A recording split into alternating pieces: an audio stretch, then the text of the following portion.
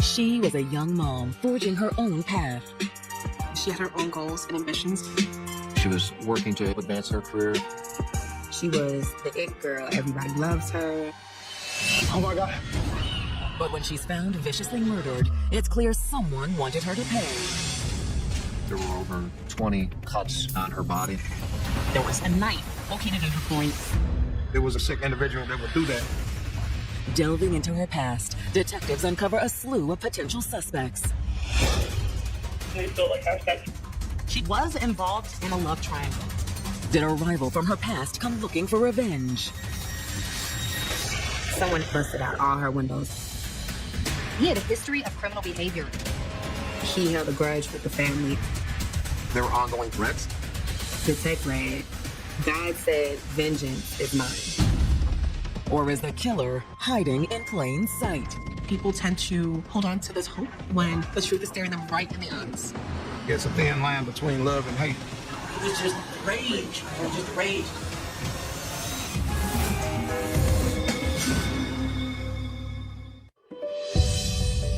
October 19th, 2015. It's a quiet Monday in Woodridge, Illinois, a small suburb on the western edge of Chicago. Woodridge is a community a little more than 20 miles outside the city of Chicago. It is far enough away that it's not impacted by the major crime incidents that happen in Chicago. But today, one family is afraid crime may have struck their peaceful neighborhood. The Dickey family is worried because they haven't heard from their sister, Cecily Dickey. Cecily hadn't responded to phone calls or texts, so the family became concerned. She was a single mom, and her daughter was staying with her parents that weekend, so it was really unlike her to be out of touch. They were alarmed to the point where they showed up at Cecily's apartment. Cecily, open up. But she's not home. They find the door locked. There's no answer of anyone inside. Cecily, open up. It's Kadira. After knocking and trying to get into Cecily's apartment, they had to reach out to the maintenance man and convince him to let them into her apartment. It's right up here. Here's her apartment right here. She's not answering. And once inside, their worst fears are realized. Thank you.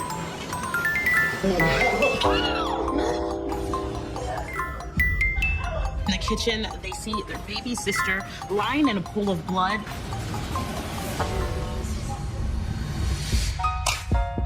"26-year-old Cecily Dickey had always wanted to make her mark on the world. She really did have a love for life and a great spirit about her.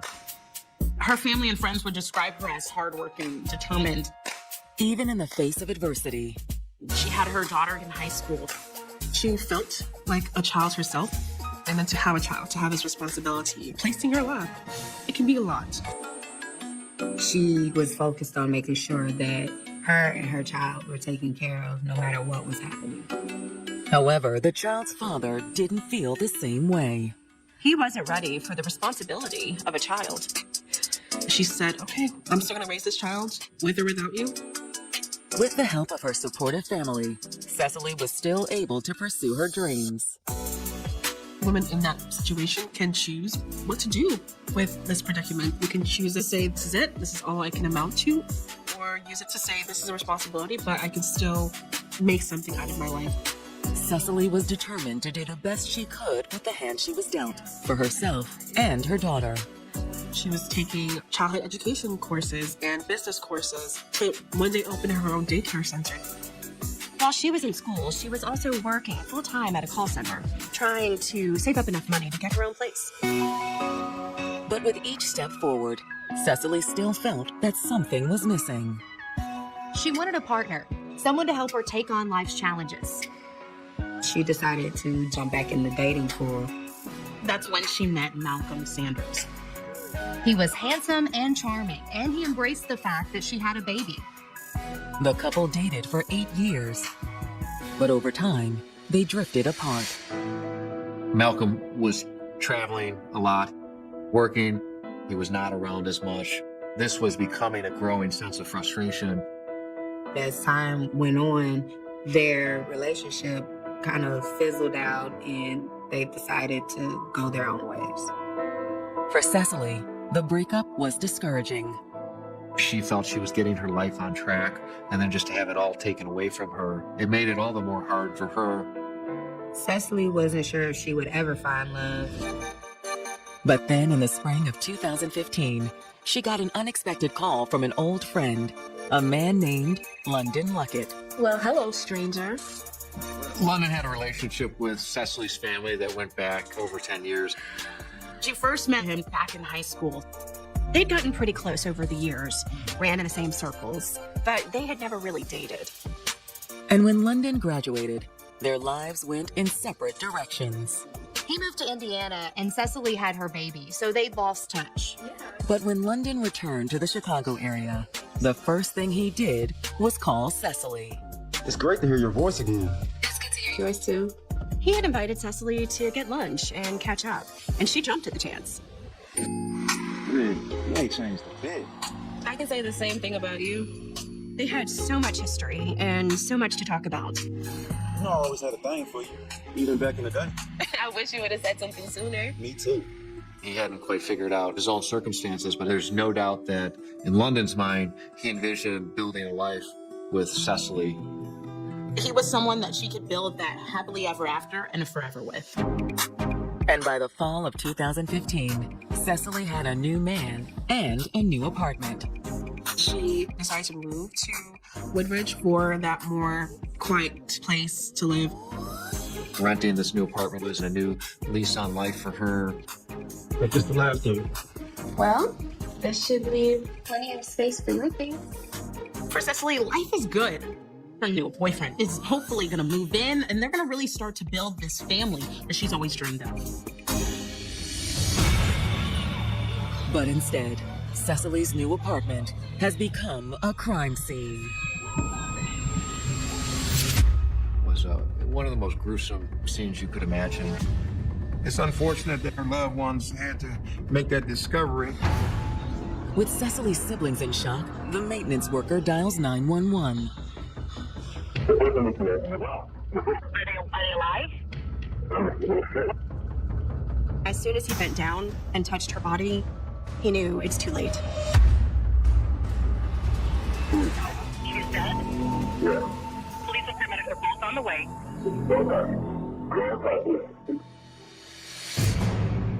First responders quickly arrive on the scene and confirm what the maintenance worker told dispatch. She was immediately pronounced dead. But what's even more shocking is the way she was killed. This was particularly bloody and gruesome crime scene. Cecily was stabbed to death, but the thing that stood out most was where she was stabbed. There was a butcher knife protruding from her groin area. Making strides. She was taking classes to help advance her career. She was working full-time. She got a new apartment. Life is good. She had also recently fallen in love with an old friend from high school named London Luckett. He was a really great father figure to her child. It's because of this big helper we got right here. He became somebody that she could see growing into a marriage possibly with. But now, the 26-year-old mother has been found stabbed to death in her apartment. There was a grisly crime scene. Cecily was found in a posed position in the kitchen. When Woodridge homicide detectives enter the apartment, it's unlike anything they've seen before. We had Cecily's body, her legs spread out, numerous and obvious stab wounds to her chest and body area, defensive wounds to her hands, and you had the butcher knife inside her sex organ. On top of more than 20 stab wounds, Cecily's killer had also strangled her. She had bruising and indications of trauma at the neck. However, the brutality of Cecily's murder also gives detectives their first clue. The location of where the knife was left. It was clear that this was somebody who was vengeful. Something of that nature. It's usually going to be personal. It's going to be somebody that had a relationship with them. A search of the apartment appears to support detectives' theory. There was no sign of forced entry. This was not a random break-in. The person that murdered Cecily, she had let them into the apartment herself. And whoever it was had also robbed her. Her purse, wallet, cell phone, and car were all missing. They also discover signs that the perpetrator had tried to conceal their crime. So it was clear that there was a combination of blood spatter and blood from Cecily, as well as a cleaning product that had been sloppily used across the carpeted area of the crime scene. There was obviously some intent to cover their tracks. Fortunately, they didn't do a very good job. A latent print was found on one of the Clorox bottles. They also recovered skin cells from underneath Cecily's fingernails that probably belonged to whoever did this. And judging by Cecily's body, she had been killed sometime over the weekend. She was in an advanced state of rigor mortis. She had been dead for over 24 hours at that point. Which means there's no time to waste. At that point, the investigation immediately kicked into gear. Detectives file requests for Cecily's phone and bank records, as well as issue an APB for her stolen vehicle. Obviously, local law enforcement is going to be super vigilant looking for that car. Back at the station, detectives' first priority is sitting down with their victim's siblings. Cordero and Kristen had both been brought to the station after first responders arrived and pronounced Cecily dead. Having the family, they're able to give us some type of insights into what she was most recently involved in.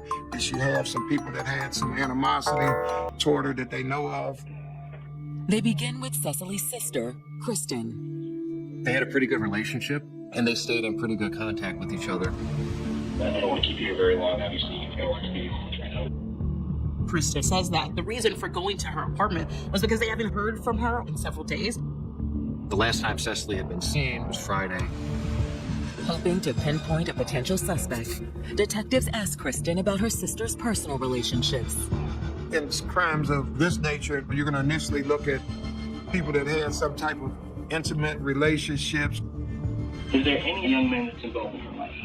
Friends, close friends? Only two people like married wives talk to is obviously London. She said London Luckett was her sister's boyfriend, and they had been dating for the last few months. Those two, like, they really hit off. He was the father figure, the nurturer, the provider, everything that her little sister needed. London was, you know what I mean? Like, he was super nice to everybody. He was the guy for me. And according to Kristen, the young couple was getting serious. So the plan was then for Cecily and London to pool their money together and live happily ever after. And London was all for that. Yeah, he was excited. He was so excited. Of course, if detectives were thinking this crime was committed by one of Cecily's romantic partners, that put London right in their crosshairs. But Kristen insists she doesn't think he could be responsible for her sister's murder. She thinks Lawton had nothing to do with it. However, Kristen says there is one person who may have wanted Cecily dead. She was still seeing her ex Malcolm. She said London and Malcolm had both been vying for her affection, and Malcolm was losing. His love triangle put her in a very dangerous situation. He does have like the potential now. 26-year-old Cecily Dickey brutally stabbed in her home.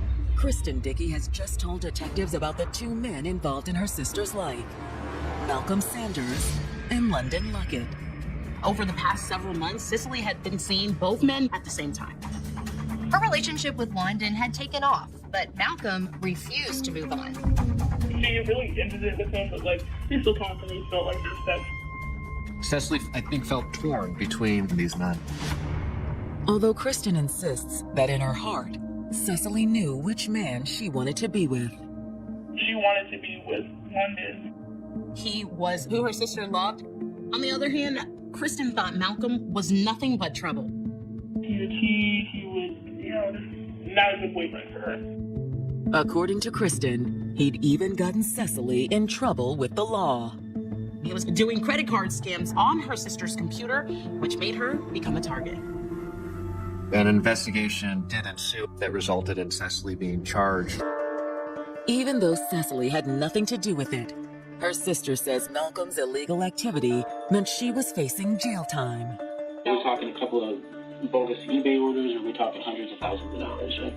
That's fine. I don't know, I just know the bond is $5,000. Malcolm had promised to pay her bond so she could turn herself in and deal with the charges and not have to sit and wait in jail. While Cecily waited for the money, she kept the relationship going. That was like one of the other reasons she didn't want to, yeah. She felt obligated to him because she needed his financial contributions. But no one was happy with the situation. Kristen told investigators that the two men were aware of each other and neither one of them liked it at all. Cecily's communications with Malcolm was a constant source of frustration for London. While Kristen can't imagine that London would have hurt her sister, she can't say the same about Malcolm. She had witnessed him being physically violent with her on occasion. They actually got physical. He had a domestic charge on him between them two. And if Cecily had finally called off their relationship, she isn't sure what he might be capable of. Now we're dealing with feelings of rejection, feelings of insecurities. He's a very emotional person. She says she wouldn't be surprised if Malcolm is the one who did this to her sister.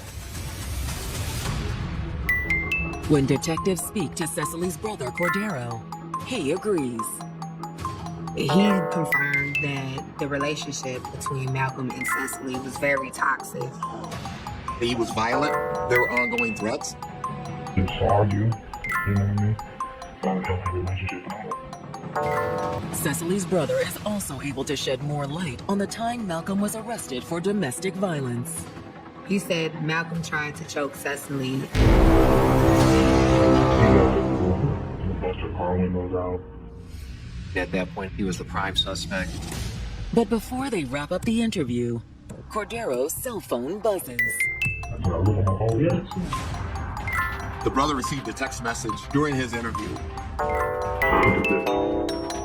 Messages are from a man named Omar Perez.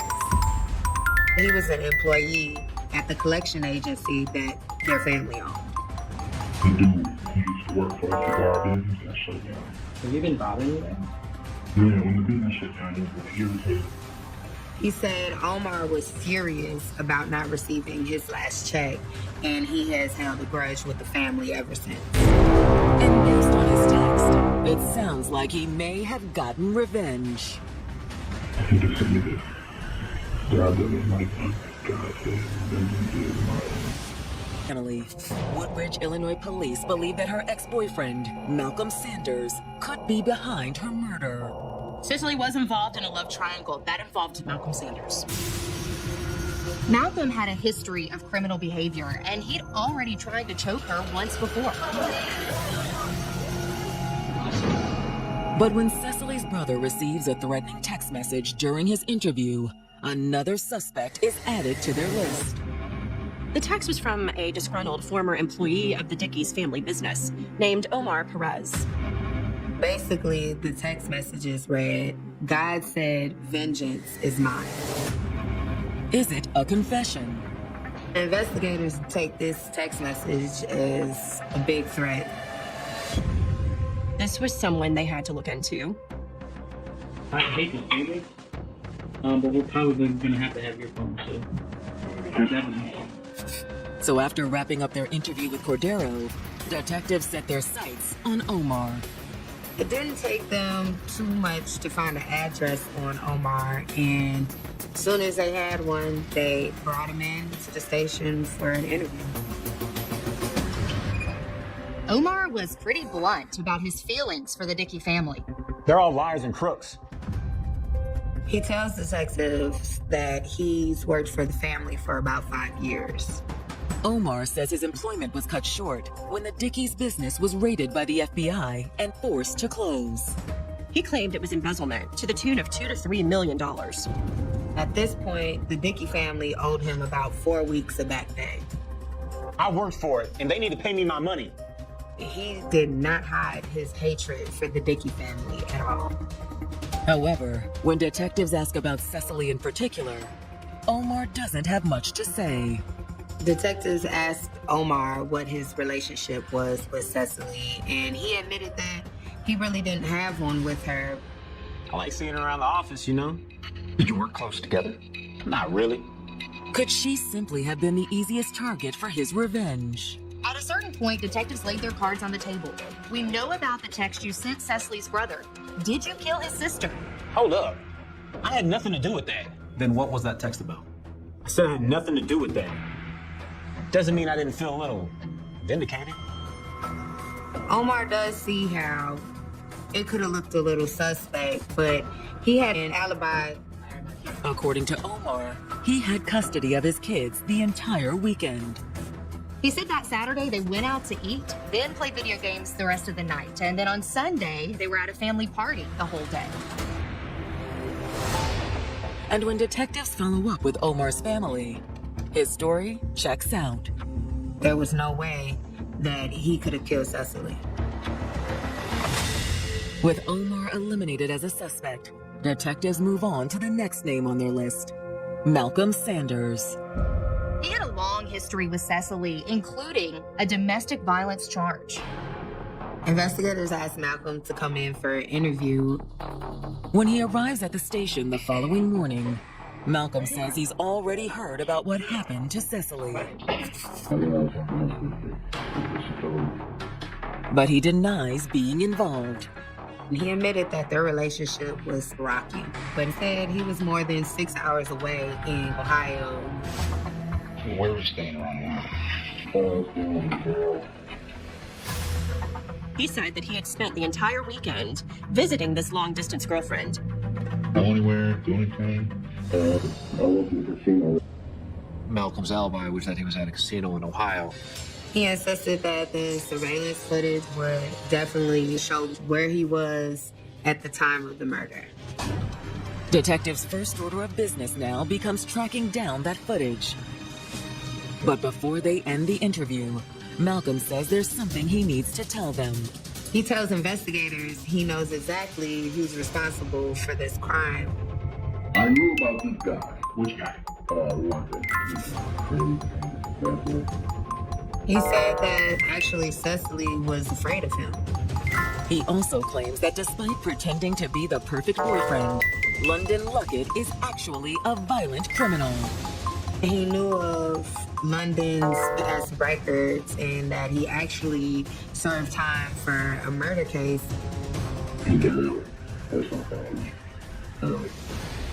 And through a mutual friend, Malcolm says he had recently learned something alarming about the night Cecily stopped answering her phone.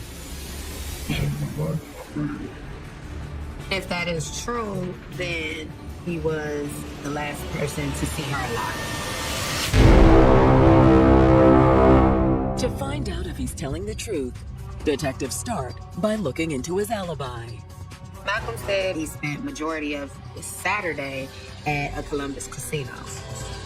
Investigators were able to obtain the security footage. And when they review it, Malcolm's story holds up. He was at a casino in Ohio. There's no way that Malcolm could have killed Cecily. Which raises another question for the investigation. With Malcolm's story checking out, could the rest of what Malcolm told them be true? One of his most surprising claims was that London had served time in prison on murder charges. After doing a background check, investigators were very shocked at what they found. London had a extraordinarily checkered history of criminal involvement. In fact, London's criminal history went back to his juvenile record. He was involved in gang activity. He had been involved in gun offenses, suspected of firing a weapon at a high school. He was found responsible for some sort of sex offense and was then required to register as a sex offender. In 2009, London was actually arrested in connection to a murder. The victim of the killing was an 18-year-old girl from Kokomo, Indiana, named Abby Reflake. London tried to do a drive-by on someone else that was in Abby's car, and instead of hitting the intended target, he ended up killing Abby. Despite being the suspected triggerman, London struck a deal with the prosecution. They needed to secure his testimony to secure conviction against other individuals involved in that murder. London testified and got a lighter sentence for his involvement. They ended up giving him only 15 years in prison, and then he was released in May of 2015. Following his release, London returned to his hometown of Chicago. When London got out of prison, he resumed his relationship with Cecily. In Cecily's case, she certainly knew of his criminal history. She knew all of these things. But they tell me what I need to hear. Maybe they're going to change. It shows you never truly know who a person is. No matter how much they try to show you that, oh, you can trust me, you're safe with me. But based on what they've just learned, detectives believe Cecily was anything but safe with London. He moved to the top of their suspect list. But tracking him down proves easier said than done. London wasn't responding to any phone calls, and even after looking at his normal places, he hadn't been there for a while. As a bolo is broadcast to law enforcement across the Chicago area, homicide detectives stay focused on building their case. If London did this, they still needed the evidence to prove it. And when they receive Cecily's cell phone records, detectives find more proof that Malcolm was telling the truth. Her text messages confirmed what he said about her spending that Friday night with London. The records also show that Cecily's phone was turned off or destroyed sometime early Saturday morning. At a certain point, there's no more pings with Cecily's phone. So they knew her time of death would have been somewhere in the early morning hours of that Saturday. Which meant detectives were most likely on the right track. London was the only person known to be with Cecily during the window of when Cecily would have been murdered. But it's Cecily's bank records that reveal the most damning evidence of all. Her bank statement showed that someone was using Cecily's debit card at gas stations and convenience stores in Chicago. Investigators then followed up and collected surveillance video from those stores and those locations where Cecily's card was used. What we saw on the surveillance videos was London, who was using Cecily's debit card.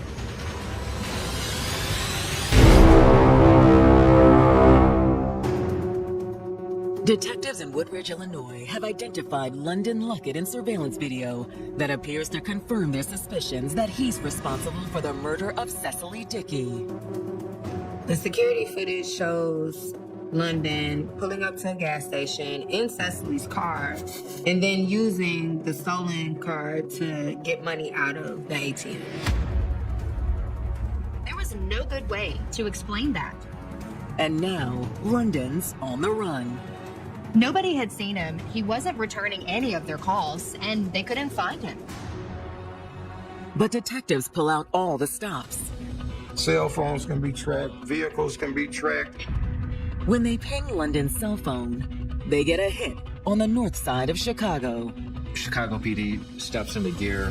There's turning left now. They spotted the car on a side street, and when they pulled it over, London tried to run. After a brief pursuit, London ends up crashing the car. Forced to stop, London still refuses to give himself up. Get out of the car! Police have to physically remove London from the vehicle. At this point, he's taken back to Chicago Police District. There, he's booked on charges stemming from the stolen debit card and vehicle. But they want a confession to make the murder charge stick. When they brought him in for his interview, he denied having anything to do with Cecily's murder. So what happened? I don't know. Didn't nobody tell me. It's my Cecily. He gives a very fake and contrived response, as if he's learning it for the first time. He tells them that the last time he saw her was Saturday morning when he left her apartment, and he claims he doesn't know what happened after he died. It's clear London isn't going to give up a confession. But in the end, detectives won't need one.